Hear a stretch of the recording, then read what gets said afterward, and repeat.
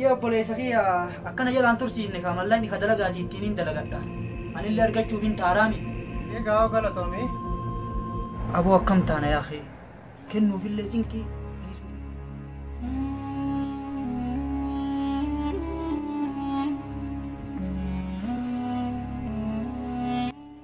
waan taate natti himi arra nagaa hin qabdu ijoollee oo maaliif akkana lallaalta arra na dhageessa anarra booda dukkaanatti deebi'uu hin deebu dhaqii gurguradhu hoggaa sirraa banan dukkaana maaltu cufe laal qaamaaf qalbii na dhageeffachuu qabda ani kana booda dukkaana sanitti hin deebu wanti dukkaana sanii nan deebiifne jira maaliif gibira maarree jedhanii qarshii guddaa narra baasanii jiran kafalii hoggaa achi keessatti deebi'ee dukkaana kana niin gurgura jedhe jara kana waliin dhiifnu jarri kun na jalaa nafani anis jara kana jalaa nafu kanaafuu yoo walitti deebine balaa bu'a waan ta'eef dukkaana yoo sirraa banan gurguradhuuti ilmaan kee guddifadhu an boruurraa asin jiru ilmaan kee saggattee deemuuf deemtu anaaf ilmaan kee mee isa nu gattame eenyutti nu gattame bikkitti deemtu eesoo maanaan himtu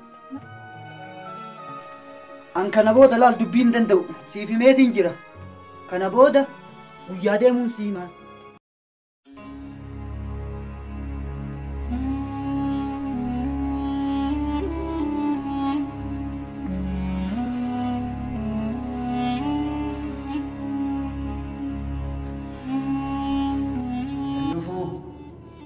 dalagaa kana caaltu argadde ayyee gaa rakkoon qabuti basi dakkas taate mucaa haara tokko na bira jira isa keessa gaa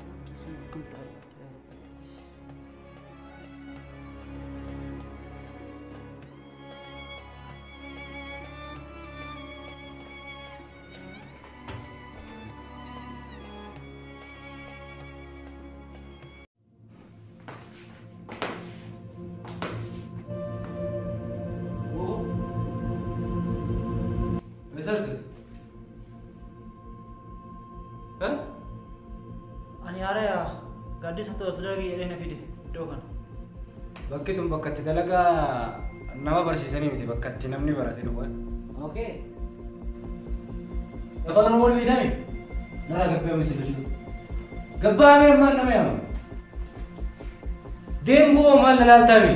Ija gurguddiftee deemi!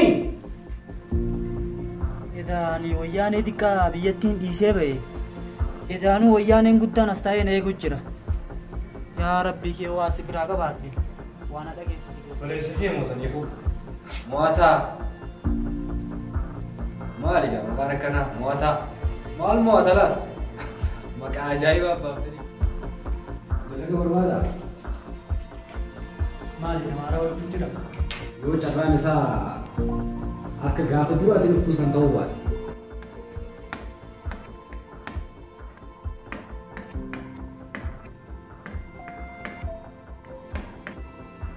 Ni jedhu obbatomsa nu biyya isin irra dhiisnee dhufne isinoo eenyu irra dhiiftanii dhuftan. Khiyyaan dukkaana narra cufee biyyaa na baasee maarree jeena jala dalagee jettu santuu isa kana.